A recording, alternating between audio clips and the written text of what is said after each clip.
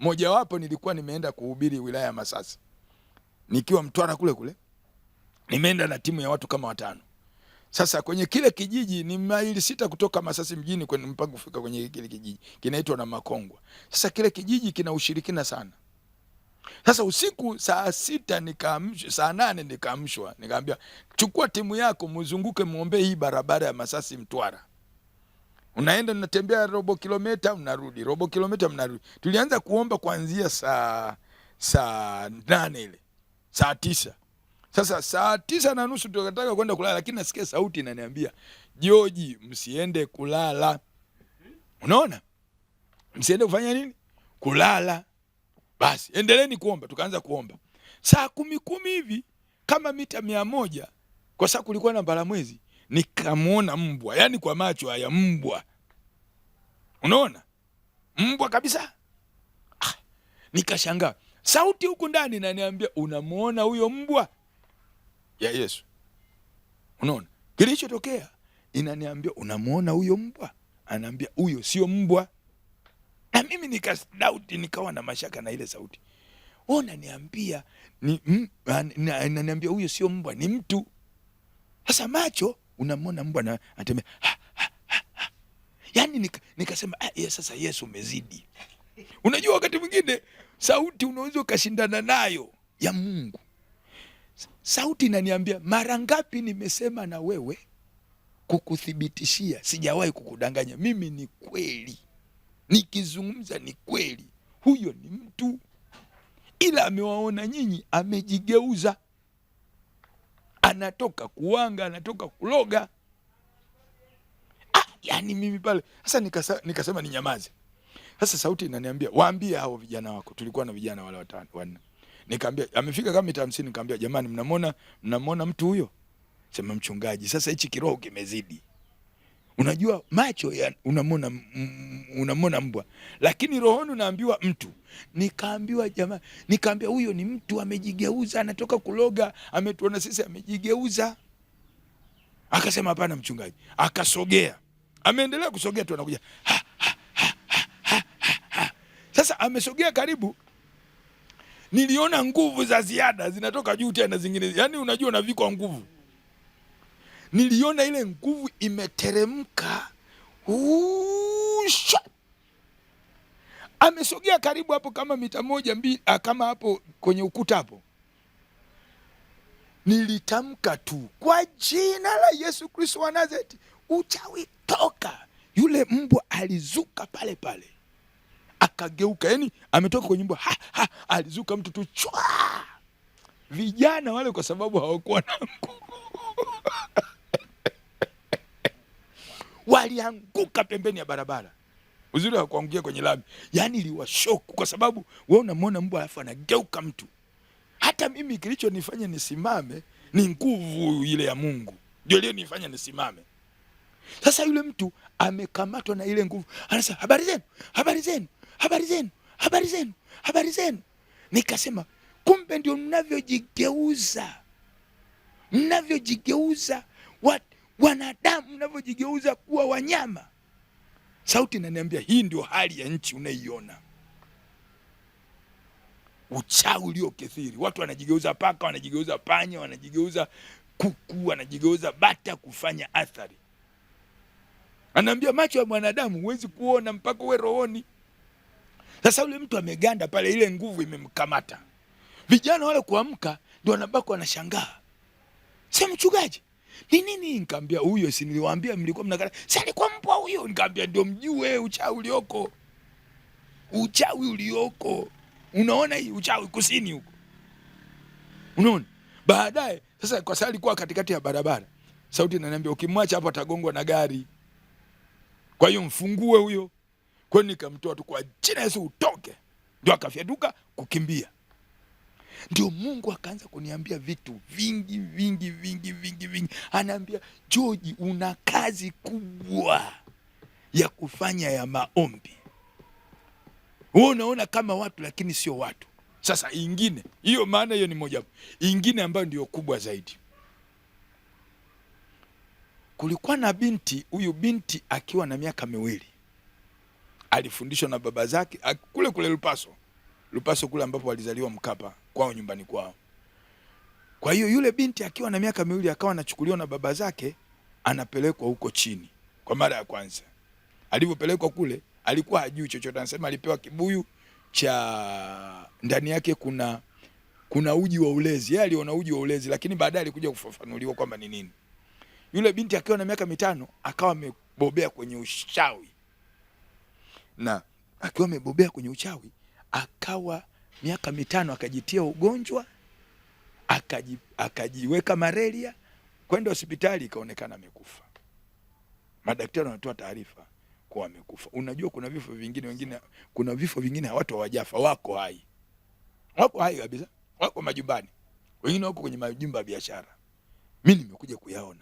Kwa hiyo yule binti alivyojitia, baadaye wakarudisha maiti nyumbani kule kule Lupaso Masasi. Walivyorudisha, wameiosha, wameitengeneza, hawakuweka kwenye sanduku, waliweka kwenye walifunika tu, waliweka kwenye deneza kawaida. Sasa wakati wanaitoa ile maiti, kwa sababu alikuwa na miaka 5, mrefu tu kidogo, ni wa kike. Wakati wanaitoa ile maiti, anasema alitokea nje. Nilimuuliza swali baada ya kukamatwa, nitakuelezea huko mbele. Alivyotokea akasema, mimi sijafa, niko hai. Wenye nguvu kama zangu wataniona, wasiona nguvu kama zangu hawataniona. Akayeyuka. Mzoga mwili wake huko kwenye jeneza, lakini ule wa ndani aliondoka. Nilimuuliza ilitokeaje siku hiyo, anasema watu pale kwenye msiba, kwa sababu alijaa wengi walizimia, wengine walikimbia. Alafu sio hivyo, wale wenye nguvu kama zangu walibaki pale, yani wale magwiji wazee, wale wa magwiji walibaki pale. Sasa mwili, nikamwambia sasa mwili ilikuwaje? Anasema mwili ibidi wauchukue wakauzike, lakini nsache sio mwili halisi, ilikuwa ni mgomba ule, ila nyinyi mnauona mwili, ila wenyewe ni mgomba.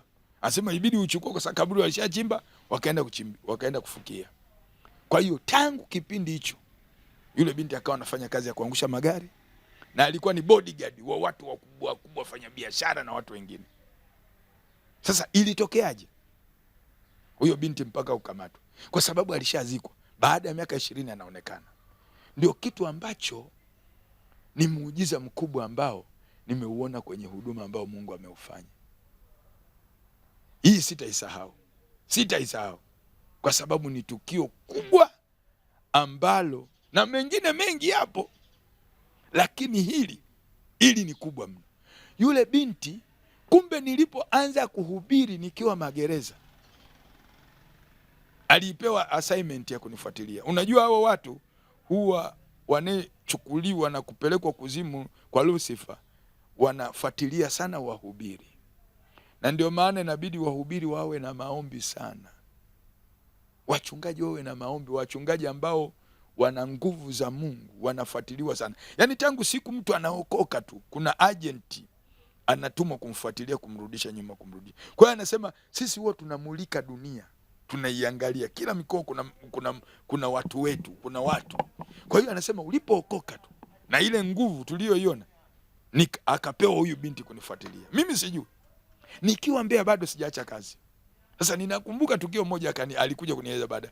Ananikumbusha, unakumbuka siku moja umetoka Tukuyu kwenda Mbeya mjini, katikati pale Mwanjelo na wapi pale, sijui maeneo gani Mwanjelo kabla hujafika uwanja wa Sokoine pale, kulitokea daladala moja kubwa, ilitugonga uso kwa uso.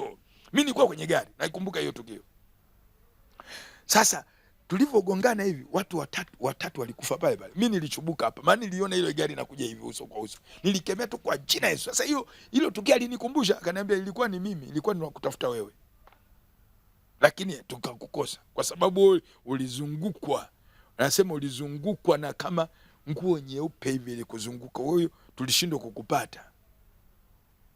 Sasa kilichotokea ni nini? Kuonana na huyu binti. Hakimu mmoja kule Mtwara, mama mmoja hakimu, alikuwa anatafuta house girl, mfanyakazi wa ndani. Kutafuta, akaenda huko kijijini Lupaso kutafuta. Kwenye safari zake za kazi Masasi akaambiwa wasichana wanapatikana kijijini. Kwenda kule, anasema yule binti alivyomuona yule hakimu akajifanya binti. Maana yule binti alikuwa na uwezo wa kujigeuza kuwa nesi, kuwa daktari, kuwa trafiki, kufanya, yani alikuwa na uwezo wa kujigeuza maumbile yote ya mnyama, binti, muhindi, mzungu. Anasema tumefanya matukio mengi sana. Kwa hiyo yule binti hasa nikajigeuza kwa binti mdogo. Baadaye akaziulizia mfanyakazi, sasa mimi niko tayari. Wazazi wako? Anasema nikawatengeneza wazazi wa bandia.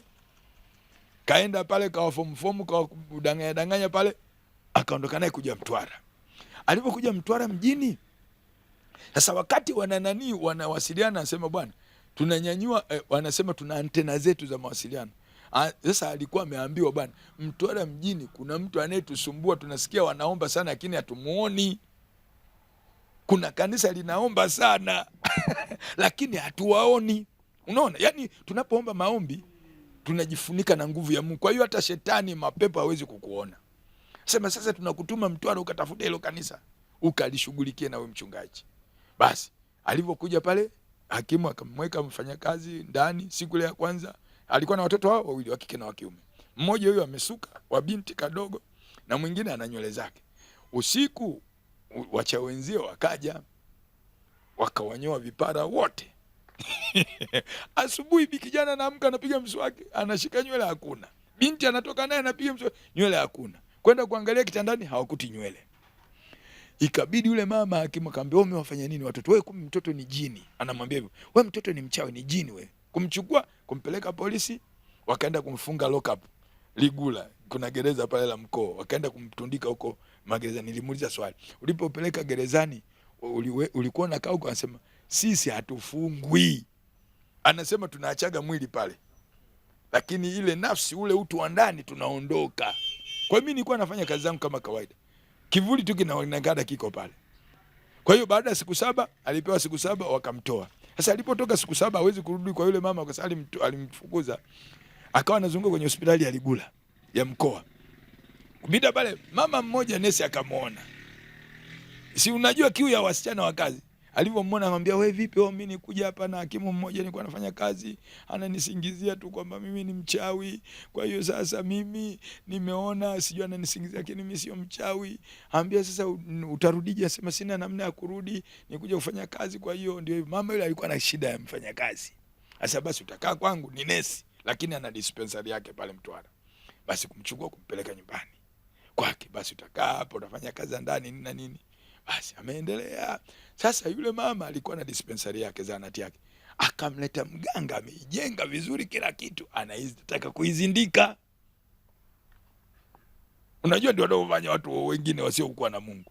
Akamleta kuizindika, kampangia chumba chake mule ndani kwenye nyumba yake, safe container, na binti na chumba chake na mama na chumba chake na vyumba vingine vya watoto. Sasa kilichotokea, saa 8 usiku anasikia mama chumba na cha mganga alichomwekea ni jirani na chakwa. Anasikia tu kilio. Saa 8 usiku. Kumbe yule binti alienda kumpiga. Alikuwa na nguvu sana yule binti kuliko mganga yoyote yule. Alimpiga dudu. Basi alivyoona anasikia mama anasikia kilio tu. Akisikiliza mbona kama mtu anayeugua. Ni mtu anayeumia. Mama akatoka kusikiza mlangoni, akasikia kama mtu anayelia. Yaani ni mtu anayeuma, yuko mahututi. Ikabidi sasa, kwa sababu kufunga mlango, ikabidi afungue mlango taratibu. Anamkuta yule mganga yuko chini ya floor, damu zinavuja mdomoni, kinywani na masikioni. Anamsemesha yule mganga, hasemi. Alikuja kunieleza yule binti mambo yote. Anamuuliza, una nini? Anamwonyesha chumba cha binti.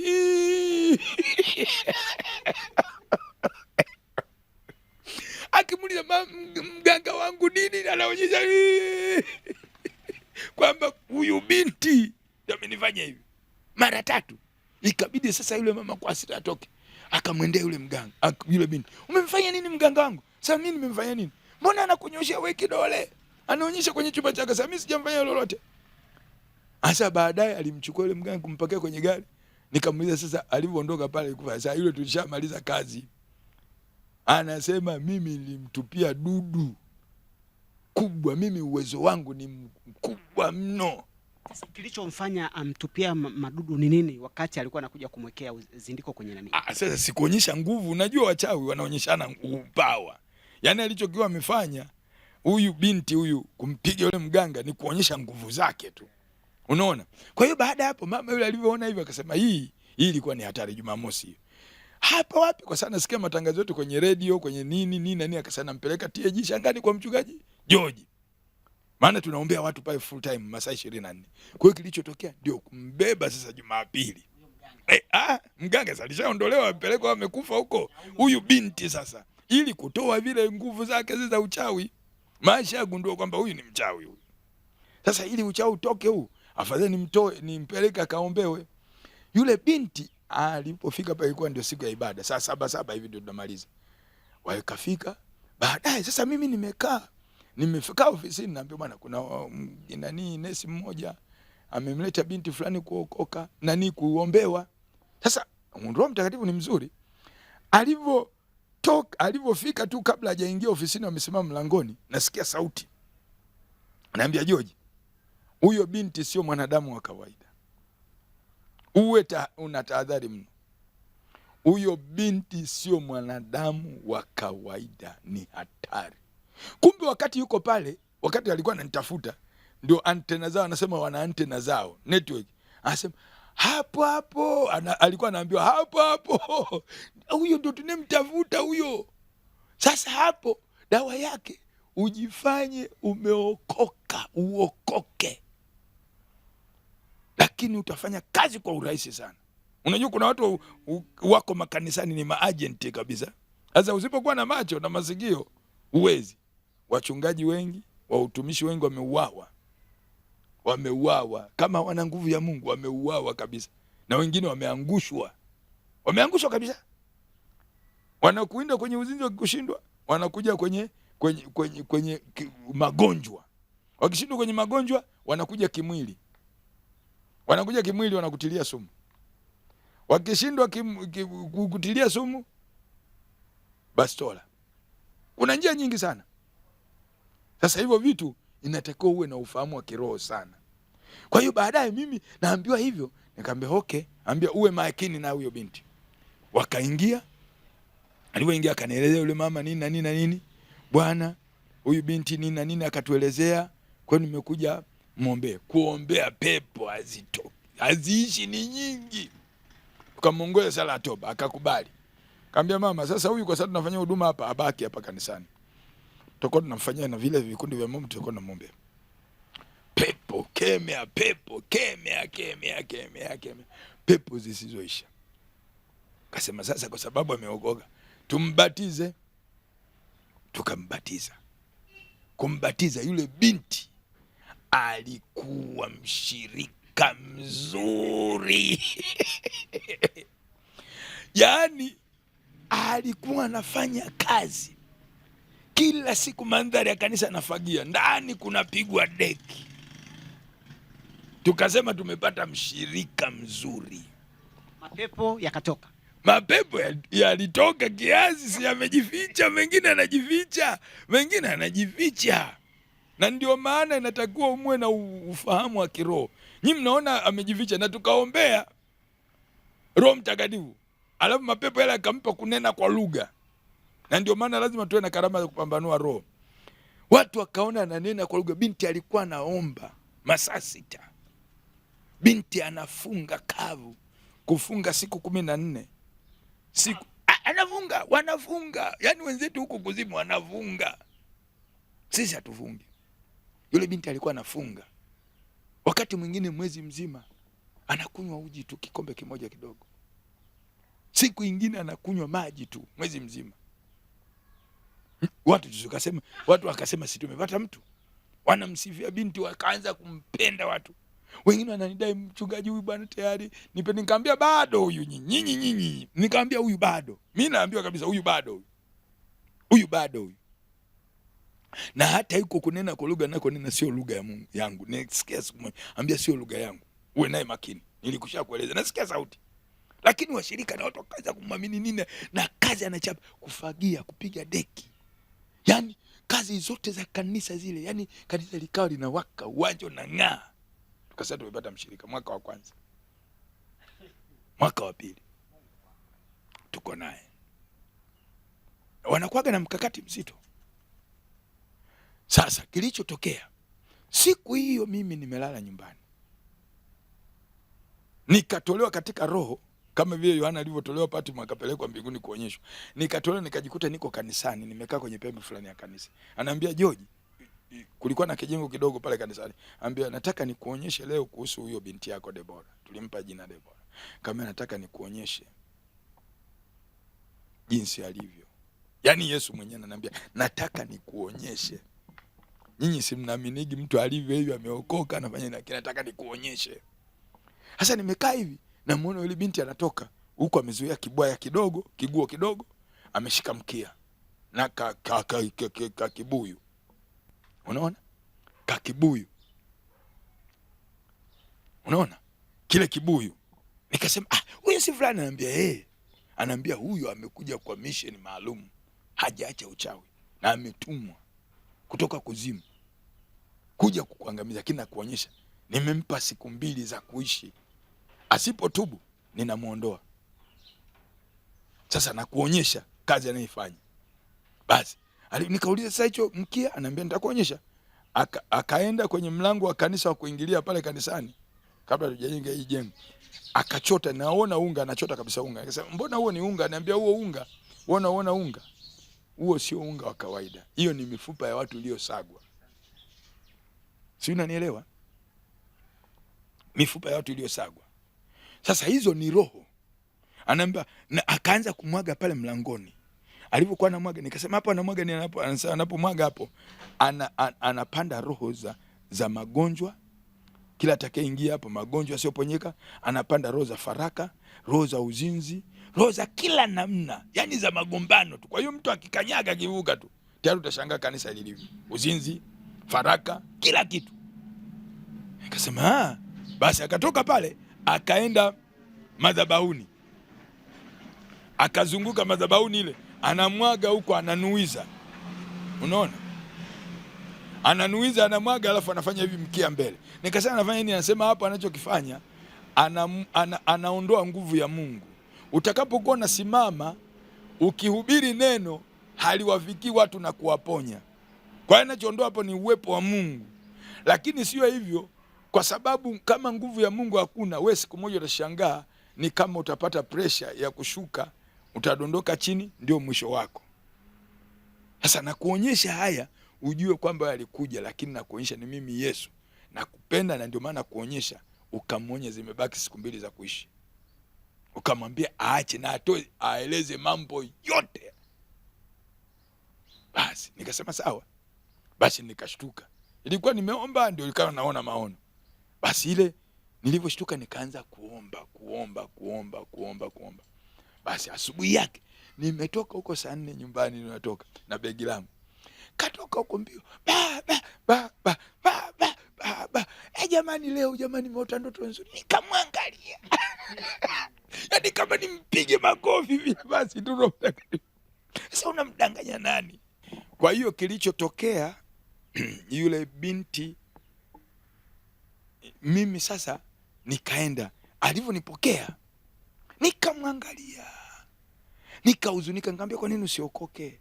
Nikamwambia hili kanisa la Yesu sio la Joji, hili alilogeki hili milango ya kuzimu, yani nguvu za shetani aliliwezi, kwa sababu alilifia, hili sio la Joji. Mimi baba nimeacha uchawi, mimi nimeacha jamani. Akaanza kujitetea. Nikamwambia binti, umepewa siku 2. Yesu ananiambia nikwambie umepewa siku 2 atakuua. Sio mimi, atakayekuua ni Yesu. Katoa uchawi wako pale mlangoni. Nikamwambia katoa vitu vyako vile ulivyoweka mlangoni na madhabahuni pale. Mimi baba sijafanya. Nikamwambia hakuna. Kama ukubali basi mimi nakuacha nenda. Akaanza kulia. Unajua hii ni namna ya kujilinda. Unaona? Akaanza naona mimi nimeokoka. Sauti nyingine ya shetani ananiambia George, unamwona hiyo sauti uliyosikia? Nikamwambia hapana, hii ninayosikia ni ya Yesu mwenyewe. Sauti ya Roho Mtakatifu inaniambia, Yesu ananiambia rudi ndani kaombe.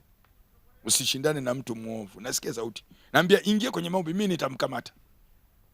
Yaani hata ukiona tatizo lolote wala usishindane, ingia kwenye maombi. Maombi ndio dawa. Nikaingia kwenye maombi, nikasema Bwana Yesu, mkamate wewe mwenyewe. Kama ulimkamata Sauli aliyekuwa muuaji, huyu binti asipotee, asiangamie. Mkamate, umemleta hapa kwa makusudi. Nimeomba ndani ya nusu saa, nasema Roho Mtakatifu, Roho Mtakatifu. Nilianza kusikia, maana ilikuwa umbali kama pale kwenye kama mita 30 kutoka kwenye kile chumba alichokuwa nakaa pale kanisani. Yesu niache, Yesu niache, usiniue, Yesu usiniue. Ina maana alitokewa na Yesu. Usiniue Yesu, nimemgusa mpaka kwa mafuta yako, mtumishi wako mchungaji George, nisamehe, ninakufa mchungaji, ninakufa, niweke mikono. Nikamwambia mimi siweki mikono hapo. Sauti inaniambia hivi, usiweke mikono kwa haraka, usije ukashiriki dhambi ya mtu mwingine. Kwenye Timotheo, Paulo anamwambia Timotheo, anamwambia usimweke mikono mpaka atakaposema yote. Akaanza kutambaa, yani Yesu alikamata moyo. Na ndio maana huwa anasemaga kwamba Yesu ana nguvu, hawezi kushindwa wachawi. Yani ana uwezo wa kumbadilisha mtu, ana uwezo wa kubadilisha kila kitu. Alianza kumkokota kutoka anatembea, anashindwa kusimama, ile nguvu ile aliyemkamata mahali kamatwa moyo. Niachie moyo, Yesu niache. Sasa watu wa kanisani pale uwanjani wanabaki wanashangaa. Ananiambia msimshike huyo, mwacheni. Kuna operation hapo ya Yesu mwenyewe, msimguse kabisa hapo. Basi akaanza kutambaa kule, anakuja ofisini sasa na magoti, mchungaji nakufa mimi, Yesu siniue, Yesu siniue, nitasema yote, nitasema. Maana alikuwa Yesu anasema naye, unaona, tasema yote, tasema yote, tasema yote, tasema niko tayari Yesu, niko tayari Yesu, nisamehe Yesu, ndio sitafanya tena, naacha uchawi, hata walionituma naacha uchawi, ndio nimeua wengi, ndio kwa ajali, ndio nilizosababisha zote. Yana kaeleza vitu vingi. Yani pale ilikuwa ni operation ya Yesu mwenyewe amemkamata. Baada ya pale akalala kimya. Yani ilikuwa kama saa nzima hapo tupo tunamngojea. Basi yuko ofisini mole. Baadaye nikamsikia mweke mkono mpoze. Kumwekea mkono nasikia. Nikamkalisha, nikamwambia kaa kwenye kiti. Nikamwambia hebu nieleze wewe ni nani? Umeokoka? Akasema mimi sijaokoka. Nilikuja kwa ajili yako. Tangu ulipookoka. Ndio akaanza kueleza. Tangu ulipookoka ulikuwa unatusumbua. Unahubiri, unakemea uchawi. Unatoa siri zetu za kuvunja uchawi, unabomoa uchawi, unaelezea ulivyokuwa unateswa. Kwa nini unaelezea hizo kazi? Kwa sababu unaharibu, unatoa siri zetu. Si hatutaki kutoa siri zetu. Kwa sababu unaharibu utawala wetu. Na unawafungua watu na waeleza. Kwa nini unaeleza unaharibu utawala wetu? Nikamwambia wewe ilikuwaje? Ndio akaanza kunipa historia. Naambia mimi nilipokuwa niko mdogo, babangu mdogo na mkubwa akanichukua akanipeleka kuzimu huku chini. Nilipoenda kwa mara ya kwanza nilipewa bakuli kibuyu chenye uji wa ulezi. Mimi niliona uji, lakini baadaye aliniambia ni mifupa ya damu, ni mifupa iliyosagwa na damu. Ile ilikuwa inaingizwa kwenye agano. Unaona, niliponywesha baadaye, na kwa sababu nilikuwa niko mdogo sikuweza kula nyama. Anasema kule nyama mbichi za kula tu za watu. Anasema baada ya miaka 5 nikawa nimebobea sasa, nimeaminiwa. Ndio nikajitia sasa malaria ili sasa nifanye kazi vizuri. Kwa hiyo nilijitia mimi mwenyewe ugonjwa, waliponipeleka hospitali, nikapimwa na madaktari, nikaonekana nimekufa. Nimefanya nini? Nimekufa, nikarudishwa. Ndio siku ile nilitoka pale kwenye ule mwili, lakini pule hakuepo mwili, ilikuwa ni mgomba. Kwa hiyo alichokwenda kuzika ni mgomba, lakini mimi nilikuwa niko hai. Kwa hiyo tangu wakati huo na miaka 5 mpaka hivi sasa na miaka 21 nimekuwa nikifanya kazi ya uchawi Tanzania.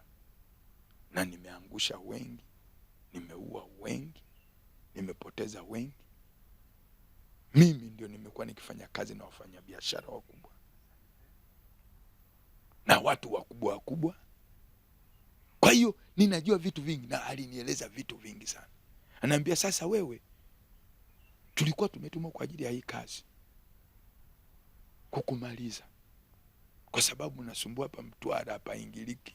Kitu kiingia tunasikia masaa yote mnaomba. Kwa hiyo mimi nilitumwa nikumalize. Sasa sema mchungaji, mimi nataka kuokoka. Kweli nimeamua kuacha. Kwa sababu mimi maisha yangu yote sijui chakula. chakula changu ni damu na nyama za watu. Kwa maana kwamba alipokuwepo pale chakula alikuwa hali hataki, si ndio? Hiyo mifungo, yaani miaka miwili hiyo, kula ni mara chache, mkate ukimpa hawezi. Yaani alianza kula baada hii sasa kuongea na mimi. Ukimpa chakula unakiona kama kipo pale, lakini anakipoteza, anakifyatua pale, unaonekana amekula, kumbe hajala. Sasa mimi siku zote hapa nanipa chakula ni kwa siri, nilikuwa naletewa nyama zangu na damu ndio nakunywa. Nyinyi mnaona kama amekula, kumbe alikuwa hali. Na hiyo ndio hiyo mifungo mingi, anaongeza nguvu lakini anakunywa damu na nyama. Nyinyi hamuoni kwa macho haya, lakini kwenye ulimwengu wa roho. Sasa wakati ule anatoa zile siri, akawa anakuja anavamiwa. Kwa nini unatoa siri wewe? Unataka kutuaibisha? Kwa hiyo tunaongea naye hivyo, wakati mwingine damu zinaanza kutoka kama nani, kama maji masikioni, chwa pale pale, zingine mdomoni, anatapika. Mpaka wazee wangu ananiambia, mchungaji atatufia huyu, damu zinatoka. Ngambia, nyinyi ngoma hii sio ya kupeleka hospitali, sio ya kupeleka hospitali, maana madaktari wanaona damu inatoka tu. Ngambia, hii issue ni shetani. Mkipeleka hospitali hapa mmeua huyu binti huyu. Hapa hii ni maombi. Kwanza sasa kuombea, sasa kukemea zile pepo. Kemea sasa kwa pepo zinajidhihirisha, zinatoa siri zote. Yaani inaeleza kila kitu kilichofanyika kwenye nchi. Anaambia sisi ndio tuliohusika ajali ya treni ile ya Dodoma. Kulikuwa na maugomvi huko, kwa hiyo tukasababisha kuua watu. Si ndio tuliosababisha maajali hayo ya mameli ya Bukoba. Yaani ajali hizo zote ni mkakati wa Lucifer, wa shetani. Lakini shetani hawezi kufanya kazi hapa kwa sababu ni roho, anaingia ndani ya wanadamu. Kwa hiyo kilichotokea, nikamwambia sasa wewe asili yako ni wapi? Baada ya kufunguliwa kabisa, akafunguliwa, tukambatiza tena. Maana ile ya kwanza ile ya kwanza ilikuwa feki. Tukamwambia sasa hapo ujazwe roho kweli. Na tukawa tunakagua, maana lazima ukague. Kaambia hapo usifanye chochote, maana aliingia kwenye kwaya anacheza. Ngambia we, hakuna kuingiza mtu kwenye kwaya hapa. Kaambia hapa tulia tu, ni maombi. Sasa baada ya kumhoji akaniambia, mimi asili yetu ni Lupaso. Na ndugu zangu ukiwajua, anasema mimi nilikuwa naenda kila siku, wananijua, ila nikienda watanikimbia. Nikaambia sasa, akaeleza historia yote. Nikaambia sasa, kwa sababu umetoka kwa wafu, ingawa ulizikwa, umepotea hii miaka, unaona, lakini si utawajua. Anasema nawajua kwa sababu kila siku mimi nilikuwa naenda kule naongea nao, ila wenyewe wale wa magwiji wale tunajuana nao, wachawi tunajuana nao, wanajua kabisa kwamba mimi niko hai. Sasa ila wengine wanajua mimi nishakufa, ingawa itakuwa ni taharuki. Ngambia hapana, lazima, kwa sababu wewe ni mwanadamu, umerudi kwenye ubinadamu. Maana hapa alituelezea mambo mengi sana, anavyo uwezo wa kujigeuza kwa nesi, anavyokuwa anaweza kujigeuza, akachukua sura ya daktari, akamlaza daktari au akampa shughuli mbalimbali, yeye akachukua ile sura akakaa ofisini akawa daktari. Ananiambia, unaona hata wengine huko madaktari wengine huwa tunachukua sura. Kwa hiyo unaweza kufanyia upasuaji, matokeo yake mtoto anatolewa amekufa, lakini unakuwa unanyonga. Anasema hizo operation zingine zinazofanyika ni sisi tunafanya kazi, kwa sababu ile damu au yule mtoto anapoenda wanafanyiwa mambo yao ya kishirikina. Sasa siwezi kueleza vitu vingine, ni vya ndani sana, ni vya kutisha, siwezi kueleza hivyo vitu alivyonieleza. Kwa nini nikasema okay. Sasa nikamwambia sasa, kwa sababu umerudi kwenye binadamu, lazima tukupeleke kwa ndugu zako. Tukawasiliana na mchungaji wa kule Lupaso, nikamwambia bwana, kuna hiki, unaenda kwa mwenyekiti nini na nini na nini. Sasa waliopata taarifa kwamba kuna mtoto aliyekufa na miaka 5 ameonekana miaka 22, mji umetaharuki. Wakasema msukule, na sio binadamu, na kweli hakuwa binadamu, ameonekana. Ilitishia sana mji. Ilibidi sasa, kilichotokea, kitu cha kwanza tumeenda kwenye ule mji, wametoka watu vijiji mbalimbali, wamejaa watu pale, kabidi tuende kwa mwenyekiti mtendaji, kwa mtendaji pale, tukapiga ripoti. Sasa tukasema jamani, huyu mtoto amerudi hai, amerudi binadamu, alipotea. Kuna ndugu zake kuja kumwangalia copyright. ndugu zake pale walioko pale wote copyright, ndugu wajomba zake, bibi zake, mama yake. Sasa watu wengine kumuona ile wanapinduka huko, wanaanguka, kwa sababu mtu aliyekuwa amekufa miaka 20 unaonekana sio kitu cha kawaida. Sasa wakamkataa, wanasema sisi tulishamzika, kaburi lipo, hatuwezi kumchukua huyu, itakuwa ni hatari. Nikamwambia sasa mnanikataa, ndugu zake wakamkataa. Basi kilichotokea sasa, nikamwambia mwenyekiti, niandikishe basi awe mtoto wangu, mimi nina maadapt na namchukua awe mtoto wangu, ndio kuandikisha pale document na nini, tunaukabidhi mchungaji mlee, ndio kurudi naye Mtwara tukakaa naye. Sasa viongozi, kwa sababu ni familia kubwa ile, yeye ametoka kwenye ukoo wa viongozi, kwa walikaa wenyewe kwanza. Kabla ya hapo, kabla ya hilo tukio kuja, wenyewe ndugu zake viongozi na wengine wakasema hapana. Sasa wakaona kwa sababu ametoa siri, ndio maana kuambia kwamba shetani akishindwa anakuja kimwili. Mimi nikiwa Dodoma wakati nasoma,